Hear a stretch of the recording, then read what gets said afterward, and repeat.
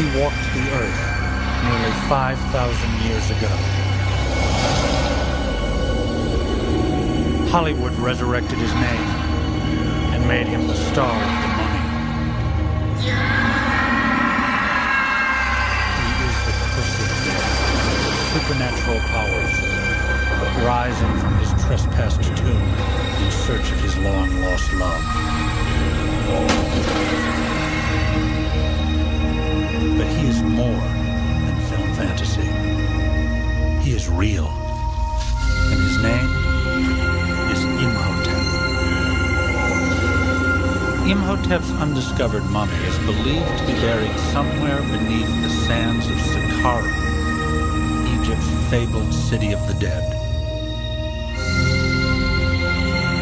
Resting in his long-lost tomb are 5,000-year-old secrets of how the pyramids were built, the birth of medicine, and the origin of mummies. Imhotep, the man who is the mummy, is about to be discovered.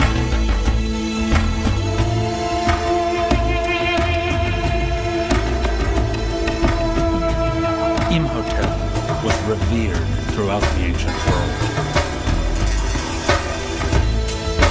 His achievements span from art, science, politics, to religion. He was builder of the first pyramid, the world's first known architect, father of medicine, high priest and prime minister of the most powerful state on earth at the dawn of civilization. For all this, historians call Imhotep the world's original genius. 2,000 years after his death, Imhotep was recognized for his earthly achievements and elevated to the status of a god.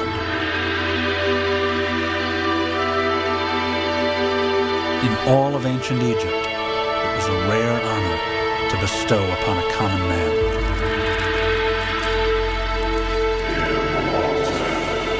Like Jesus in the Christian tradition, Imhotep was seen as both mortal man and the son of the Creator God.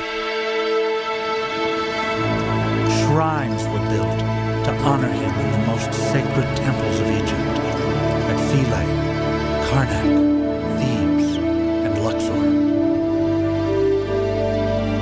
Pilgrims by the thousands traveled from Greece, Rome, and throughout the ancient world, flocking to his shrines, carrying devotional statues of him. Imhotep's tomb and temples became the ancient world's equivalent of Lourdes, places to go for healing and worship. How did this man of earthly origins rise to the status of a god? What are the secret eternal powers of Imhotep's medicine and magic? How did Imhotep dream up and build the first pyramid, the structure that would forever symbolize Egypt? Scientists suspect the answers to these 5,000-year-old mysteries are buried with the mummy of Imhotep, and they are searching for his tomb.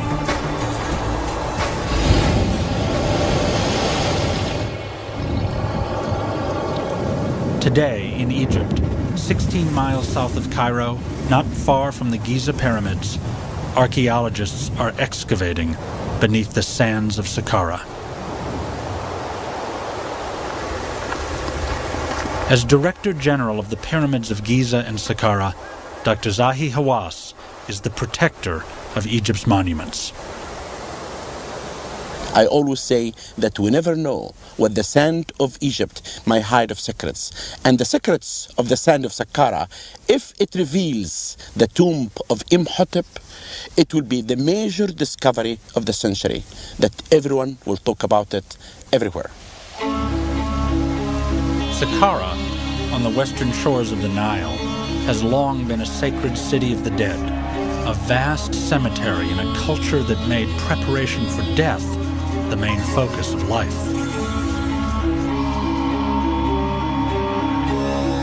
For nearly the last 200 years, archaeologists have been excavating this area for the tomb of Imhotep. It was here that Imhotep built the step pyramid as the tomb for the pharaoh Djoser. Egyptologists reasoned that Imhotep must be buried close to the step pyramid, near the pharaoh he served and the masterpiece he created. Today, archaeologist Karol Myśliwiec is the latest in a long line of esteemed scientists searching for the lost tomb of Imhotep. His Polish-Egyptian archaeological mission is excavating an area previously overlooked. Now, after 12 years of digging, Myśliwiec stands on the brink of a major discovery. We are on the west side of the Djoser pyramid, the oldest pyramid of the world, the area which has been forgotten and neglected by archaeologists for many, many years, for more than 1 century, because everybody believes it's just a place of quarries and a waste place. They are wrong. Our excavations have shown that there are many interesting things from the archaeological point of view in this area. Myśliwiec and his team have made a string of important discoveries, a series of clues that seem to be leading to the tomb of someone highly revered in ancient times, perhaps Imhotep himself. Recently, they uncovered a courtyard and evidence that proves this previously unexplored area had once been an important and popular destination for pilgrims. Here, on the surface of the leveled rock, we find many red and black smudges, which are remains of ritual fires left by the people who came here to venerate their dead people. As the team continued to dig, they unearthed more than just the remains of the pilgrims' fires. To their surprise, they unearthed the remains of the actual pilgrims.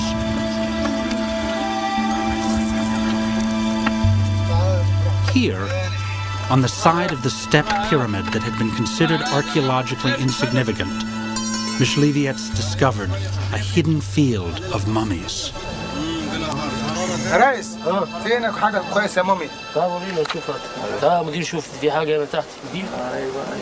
The mummies date from the Greco-Roman or Ptolemaic period in Egypt, from about 300 BCE to the birth of Jesus and the beginning of the Common Era, an era more than 2,000 years after the death of Imhotep.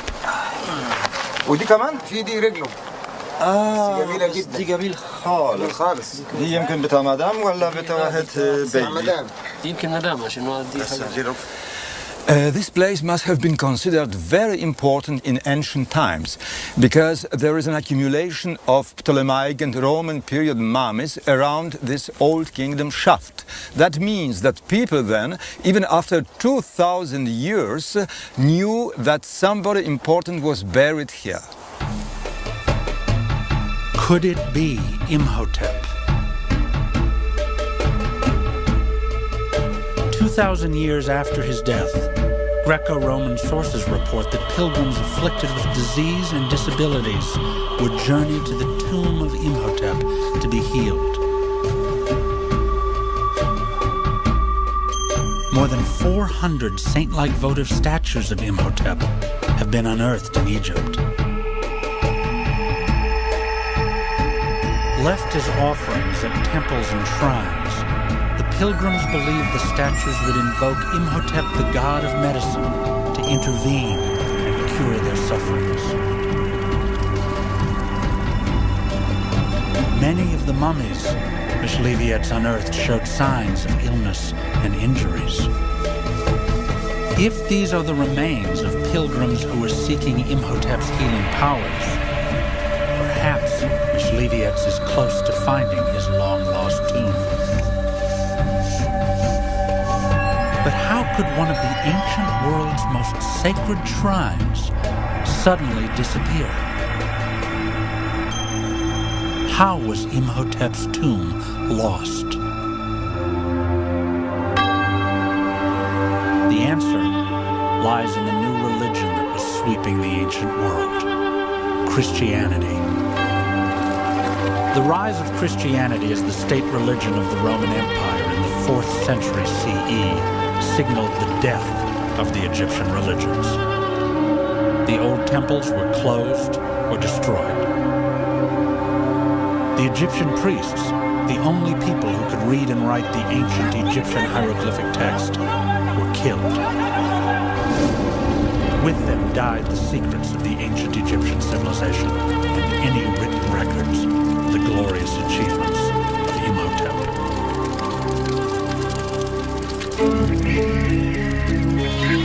The legends of Imhotep were nearly dead for almost 1,500 years, until a surprise discovery resurrected him from the grave of obscurity.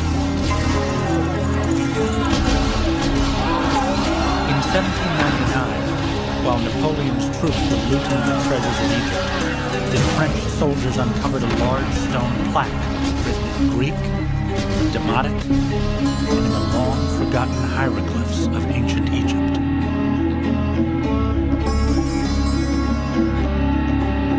It was the Rosetta Stone. And because scholars could read Greek and Demotic, the Rosetta Stone proved to be the key to deciphering the Egyptian hieroglyphs. For the first time in nearly 1,500 years, scholars could read the writings of ancient Egypt.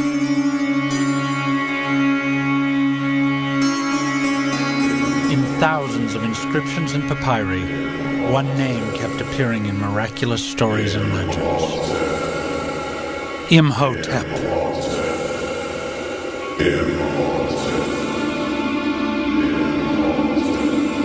He turns fallow fields into bountiful harvests. He makes barren women fertile. He transforms dried riverbeds into life-giving waters. The stories about him were so fantastic and written so many centuries after his death that scholars claimed the great sage was an invention of later times. They dismissed Imhotep as nothing more than a myth. That all changed on January 2nd, 1926. At an archaeological dig near the Step Pyramid, the dig foreman found the base of a large stone statue. He called for the inspector of antiquities, Cecil Firth. Firth read the glyphs, a list of astounding titles. Chancellor of the King of Lower Egypt, First under the King of Upper Egypt, Architect of the Great Mansion, High Priest of Heliopolis, and then the name of the one man who held all these titles, Imhotep. This one discovery propelled Imhotep from myth to historical reality. It was the first piece of archaeological evidence bearing the name of Imhotep from his own lifetime. The block of granite, now on display at the Egyptian Museum in Cairo, proved to be the base of a statue of Pharaoh Djoser. It is a piece from one of the first life-size statues ever made.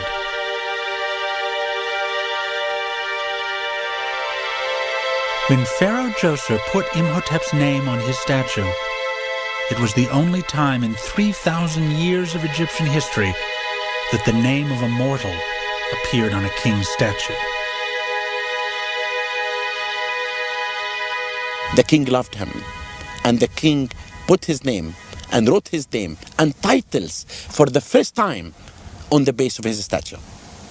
And this is unique. It shows the position of this man.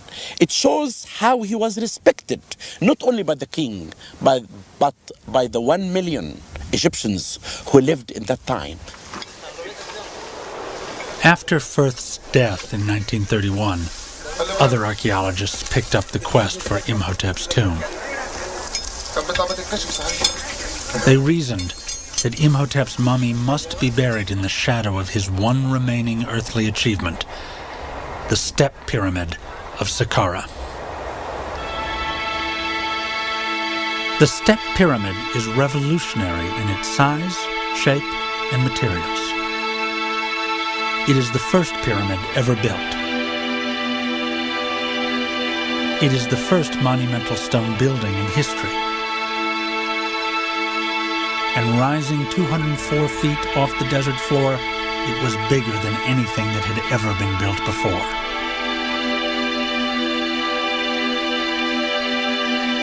Surrounding the pyramid above ground are 37 acres of shrines, storehouses, altars, courts, gateways, and secondary tombs, covering an area the size of more than 6 New York City blocks.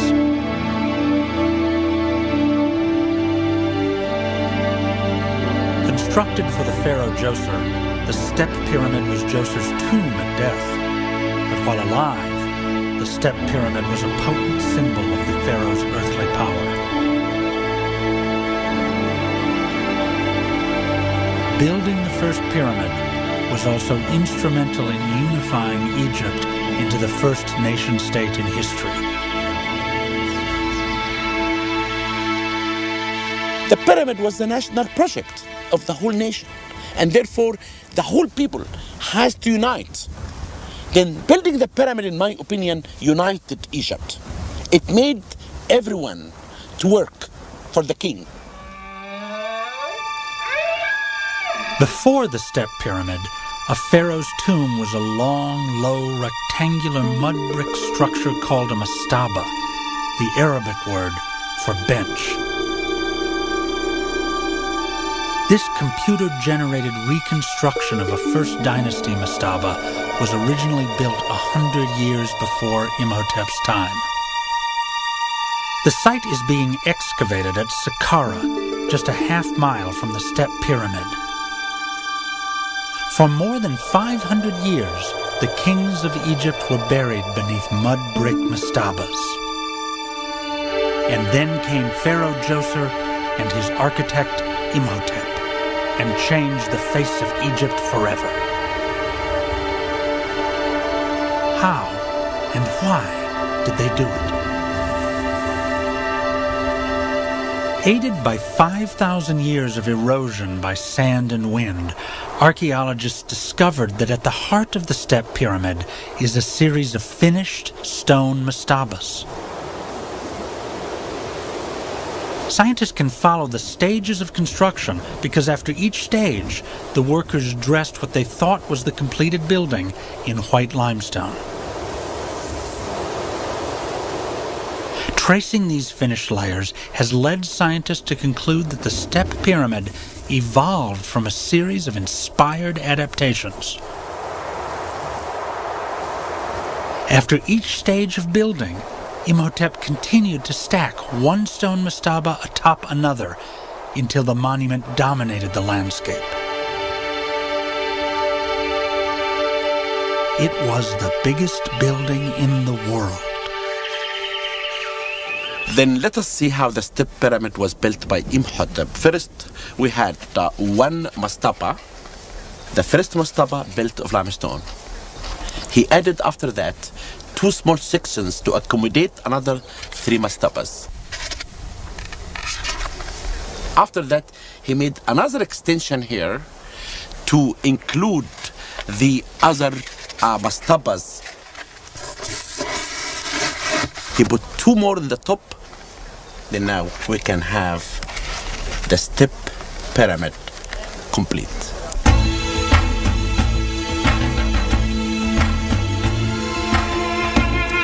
Imhotep's pyramid sparked a 1,000-year building spree. public works project like no other on Earth before or since. The Step Pyramid would be the first of more than 100 pyramids built from 2600 BCE to 1600 BCE, each one based on Imhotep's original design.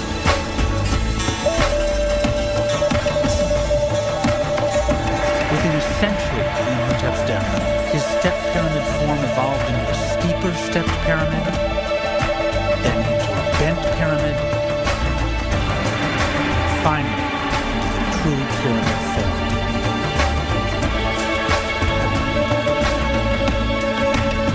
Within the same 100 years, pyramids grew in size from nearly 200 feet tall and 400 feet wide to almost 500 feet tall and 800 feet wide.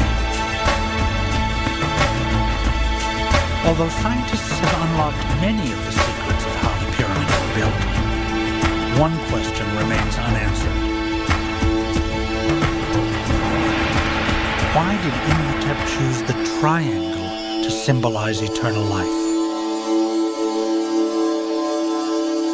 The answer may be hidden as a clue on the base of Djoser's statue.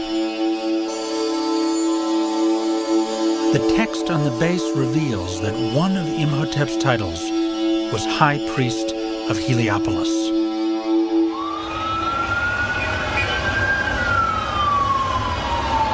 Today, Heliopolis is a bustling, crowded suburb of Cairo. But in Imhotep's time, it was the home of a powerful cult of the sun. The triangle was a key symbol of the cult because the sun's rays stream down from the heavens in beams that form triangles. The focal point of the sun cult was the Ben-Ben stone, the mythical stone from which the world was created and the first god appeared. The actual stone has long been lost, but its shape survives in the hieroglyph for the Ben-Ben, which ends in a triangular pyramid shape. For Imhotep, High Priest of Heliopolis, the triangular shape of the sun's rays and the Ben-Ben stone, as mirrored in the step pyramid, would have been a powerful tool to guarantee life after death. Egyptians built pyramids in a shape of a pimbin and also in the same time to be connected with the sun god. But the pimbin also can be represented as the top of the pyramid. It is the symbol for the sun god Ra. It is the symbol of finishing the pyramid. It is the symbol of the king to be a god. Just a few hundred yards from the step pyramid, deep within the burial chamber of the pharaoh Yunus, is further evidence of what the pyramid meant to the ancient Egyptians. Covering the walls of the tomb are carved hieroglyphic writings called the pyramid texts. This guide to the afterlife instructs the king to climb a staircase to the heavens. There, the king would catch a ride with the sun god, Ra, to eternal life. For the ancient Egyptians, the step pyramid was literally a stairway to heaven. But Imhotep's plans for helping Pharaoh Djoser reach the afterlife were not limited to the exterior of the pyramid and the above-ground temple complex. His plans extended beneath the sands. Dr. Salima Ikram, a leading authority on ancient Egyptian burial practices, goes underground to shed light on Imhotep the mummy.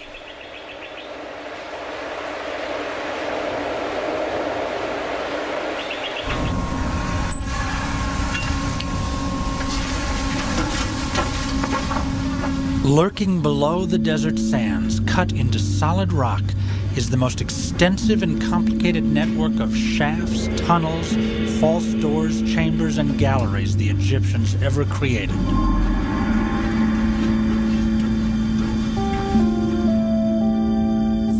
Miles of underground corridors connect 400 subterranean rooms, filled with everything from food to art, gold, and jewels. Imhotep created an extensive maze of dead ends and false doors to lead grave robbers away from the great riches and the one object that caused the entire pyramid complex to be built, the burial chamber of the pharaoh. This is the final resting place of the pharaoh Zoser of the Third Dynasty. Here there's a shaft that goes down for 90 feet, leading to a small granite burial chamber, which was closed by a granite plug weighing 3.5 tons. Inside this chamber lay the sarcophagus, and inside the sarcophagus was a wooden coffin, which contained the mummy of the pharaoh Zoser. It's here, at the bottom of Djoser's tomb shaft, where Imhotep the architect and Imhotep the doctor converge. As the king's vizier, Imhotep would have been in charge of building the burial shaft, and as high priest, he would have supervised Djoser's mummification. It's through the perfection of mummification that Imhotep would have gained an extraordinary knowledge of the workings of the human body.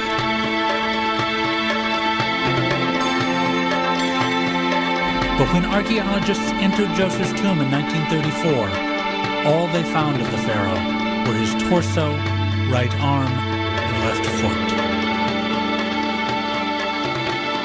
If you look at the mummy, or the bits rather that are preserved, you can see the foot is beautifully preserved. It consists of linen bandages wrapped around the foot, and these are done in such great detail that you can see the toenails and indeed all the tendons of the foot. Now, this is very typical of Third Dynasty mummification, so clearly this must be a portion of the body of the pharaoh Zoser. 200 years after Djoser's death, the process of mummification was nearly perfected, exemplified by this beautifully preserved 4,000-year-old mummy of Nefer.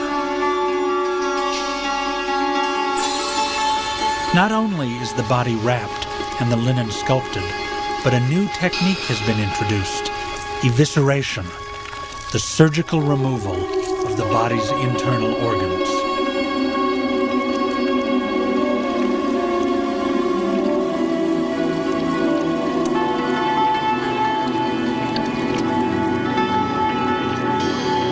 If it was Imhotep who developed these techniques, then his mummy should be as well preserved as Nefer's.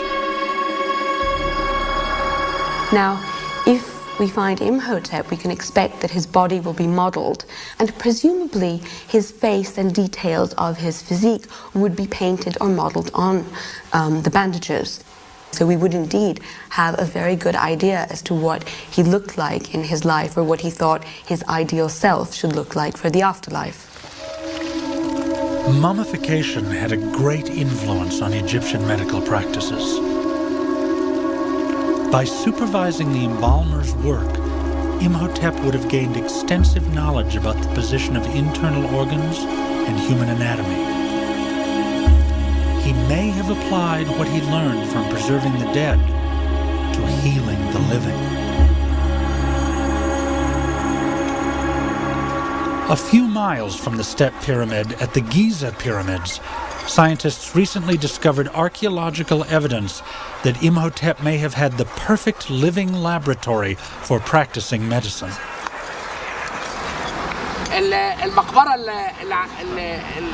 Dr. Zahi Hawass, one of Egypt's foremost archaeologists, made a spectacular find near the Great Pyramid at Giza in 1990.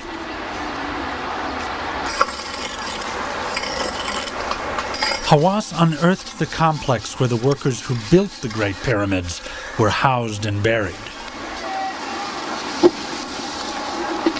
Hawass's excavation of the workers' village and cemetery is shedding new light on how the pyramids were built and changing old ideas about how the workers lived and died. From each skeleton, there is a story of the past, a story of those Egyptians who created and made this wonderful structure. Hawass exhumed the corpses of 20 workers and sent the skeletons to a nearby lab where the bones were examined and x-rayed. As one might expect, the x-rays revealed that many of the workers had suffered injuries. The big surprise was that many of those injuries had been treated with very effective medical procedures. There is evidence of broken arms healing after being set in splints.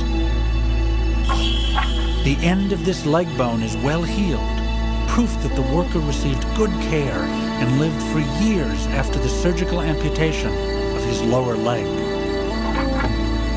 One set of x-rays and bones reveals evidence of the first known brain surgery in history.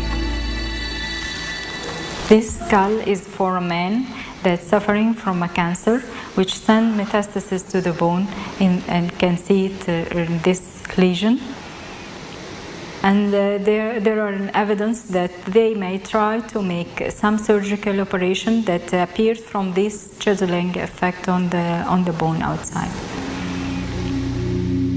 In 2500 BCE, Egyptian doctors chiseled a hole in this skull to relieve the pressure caused by the patient's brain tumor. Dr. Hawass argues not only is this a testimony to ancient Egyptian medical practices, but it may be additional evidence that the pyramids were not built by slaves.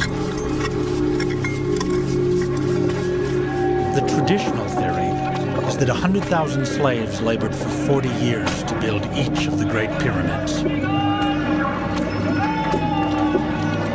But Hawass has found documents in the workers' village that proves the workers were paid.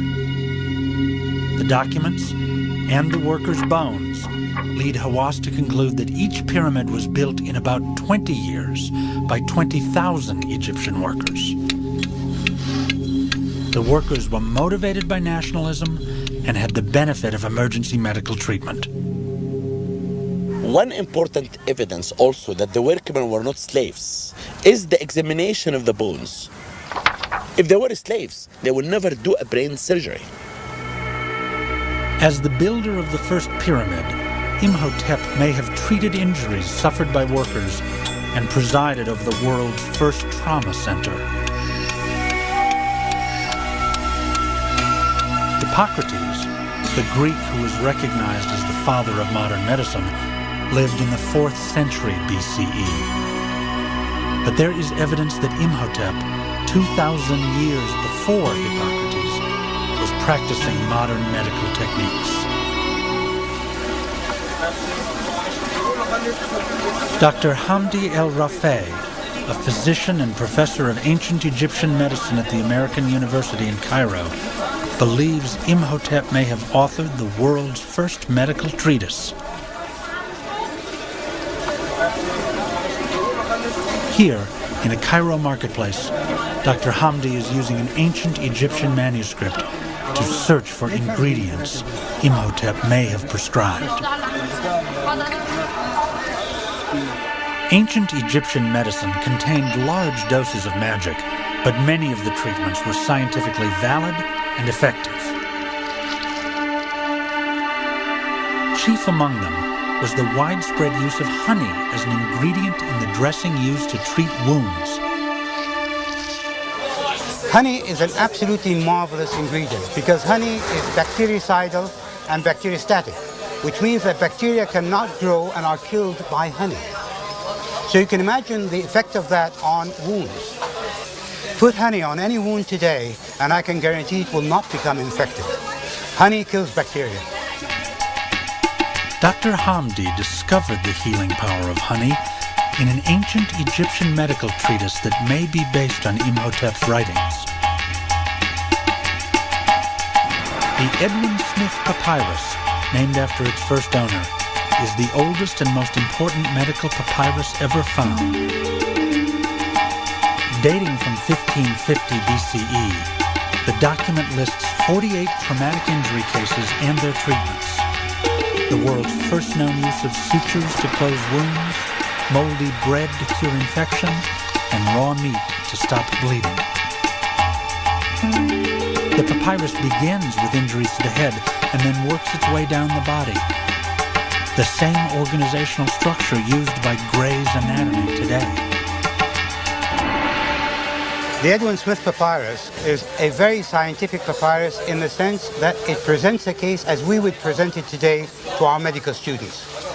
It has a title, what to do about it, how to diagnose it, how to treat it, and how to do a follow-up. The Edwin Smith Papyrus predates Hippocrates by over 1,000 years.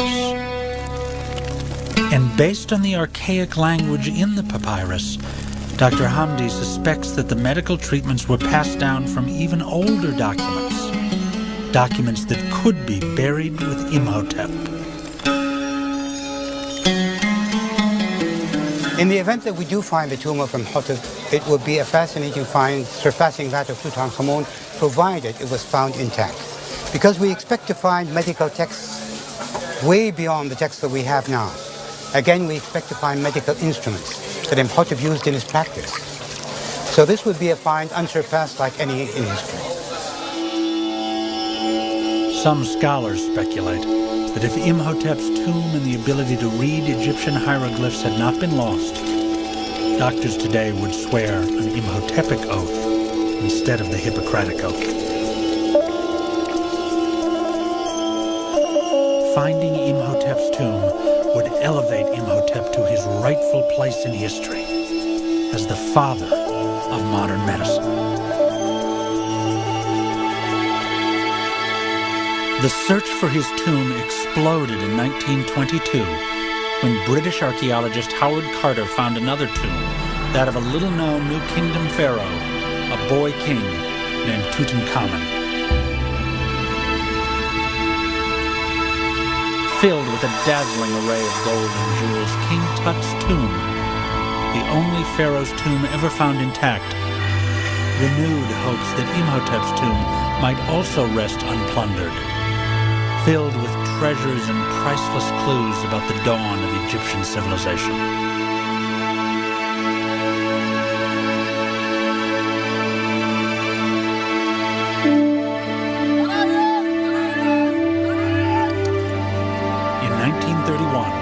Soon after Cecil Firth found the statue base bearing Imhotep's name, he died.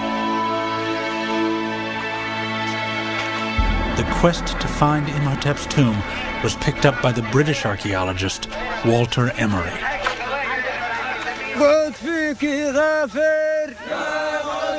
In 1964, Emery laid siege to the area north of the Step Pyramid near Cecil Firth's old excavation site.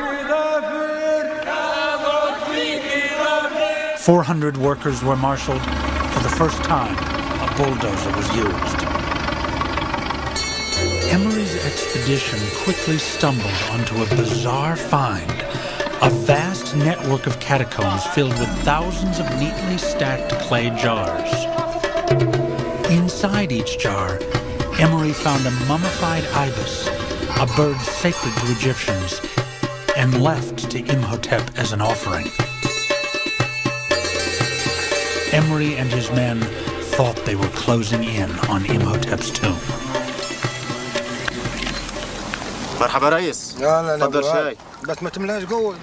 Kafti Saad was 18 years old when he was hired to work on the Emery dig. Today, he remembers what it was like discovering the ibises.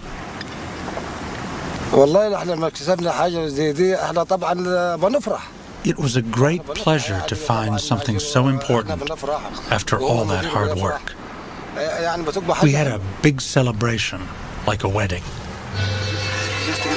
The workers eventually disinterred 1.5 million mummified ibises. They went on to find a gallery full of mummified baboons, another animal identified with Imhotep. Then they broke through the baboon gallery and discovered a deep Old Kingdom burial shaft, a chamber dating from the time of Imhotep. When they reached the bottom of the shaft, they found a clay jar bearing the stamp of King Djoser. But that was all. Walter Emery's 7-year search for Imhotep's tomb ended when he died in 1971. But Kafti Saad's search for Imhotep continues. Saad now works for Polish archaeologist Karol Myśliwiec in his dig site on the west side of the Step Pyramid. Myśliwiec has already unearthed mummies that confirm the site was an active burial place and sacred pilgrimage site for 2,000 years after Imhotep's death.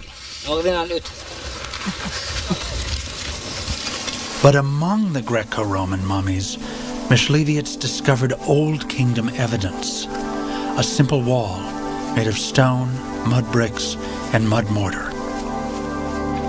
This construction technique dates the site to the 3rd dynasty, the time when Imhotep lived and died. Then, when workers digging next to the wall uncovered brilliant bits of blue tile, Myśliwiec knew he had a rare and exciting clue in the search for Imhotep. For these blue faience tiles have only been found in one place, in the funerary complex of Pharaoh Djoser. So it's quite probable that we may find here the tomb of somebody, an official, who was almost as important as the pharaoh himself. Could that person be Imhotep? Myśliwiec's team was energized, convinced they would succeed where others had failed.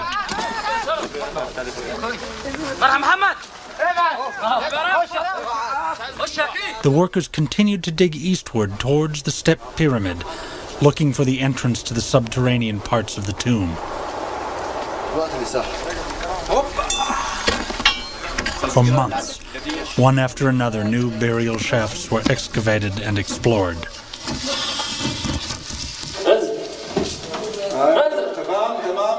Then, at the bottom of one of the shafts, they discovered another 3rd dynasty wall. When they broke through, they uncovered the facade of a tomb.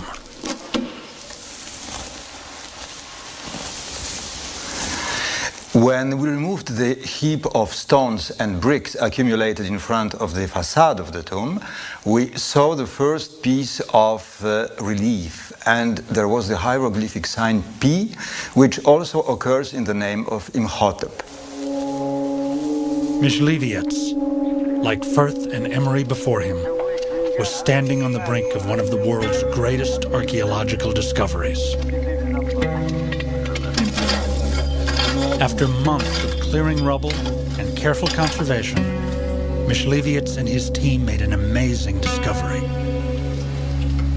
The structure is not a tomb, for it contains no sarcophagus, but rather a rare funerary chapel. The hieroglyphs revealed that the owner is a powerful prime minister, or vizier, a previously unknown figure in history, formal name of Merif Nebuth and the nickname Fefi.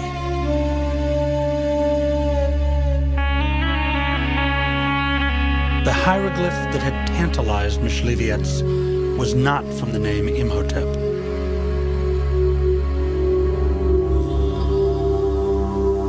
If he was disappointed, that feeling disappeared as he entered the funerary chapel. The chapel is one of the best preserved ever found. Dating from the end of the 5th dynasty, around 2300 BCE, means Fefi lived about 400 years after Imhotep.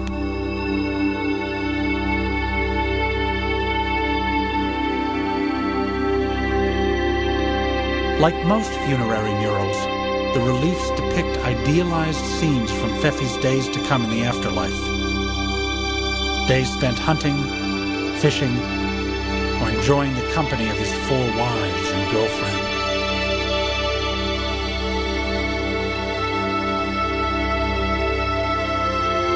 But these perfect days of the afterlife will be lived only if the vizier's relatives bring proper offerings to the chapel's 2 false doors.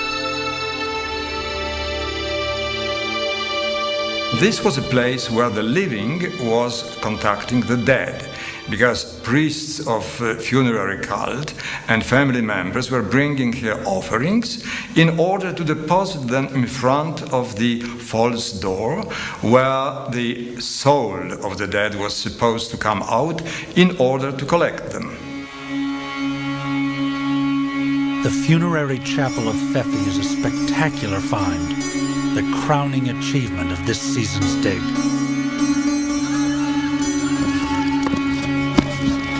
But just as Myśliwiec and his team are closing up the site, he stumbles upon one more discovery.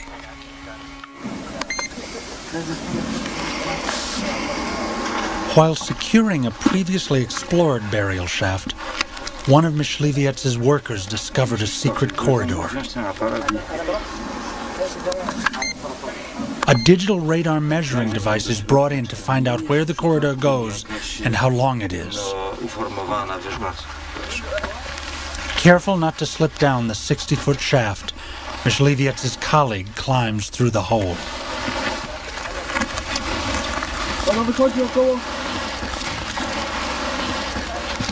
The digital measuring device works like radar, sending out waves that reflect off surfaces and bounce back to the transmitter. Co pan widzi? No, 80 metrów. Coś fantastycznego. To się zupełnie wierzyć nie chce. Panie Krzysztofie, to musi być grób kogoś The instrument ważnego. measures a distance of 80 meters. Bardzo powoli. That 80 meters means the corridor leads straight to the heart of the step pyramid. Powinno być przy samej piramidzie Dżosera tam, prawda? Gdzieś w tym kierunku. Coś niesamowitego. This shaft turned out to be the greatest sensation of the present excavation season, not because of the shaft itself, but because of a hole existing in its northern wall. This hole leads to a subterranean gallery, which is at least 80 meters long and extends directly toward the Djeser pyramid. If the entrance to this huge tomb exists on its eastern side, it must have been just beside the Djeser pyramid. And the person who was buried here has been someone of the highest stature in Egyptian society. Who knows, maybe Imhotep himself? Myśliwiec will have to wait until next dig season to find out. For now, almost 5,000 years after his death, Imhotep remains elusive. One question haunts his seekers. Will Imhotep's tomb ever be found intact? I really believe that the tomb of Imhotep should be intact. If this tomb will be discovered, and it will, sometime. Sometimes people who are not searching for this, they're looking for discovery of a tomb or temple or something, and they will hit the name Imhotep written in hieroglyphic. If an archaeologist will see that name in one block, he will be the luckiest man on earth. The search for Imhotep will go on. As archaeologists continue their quest for his mummy, and Hollywood continues to invoke his name, Imhotep the man, through his genius and achievements, has attained the greatest goal of all time. He is immortal.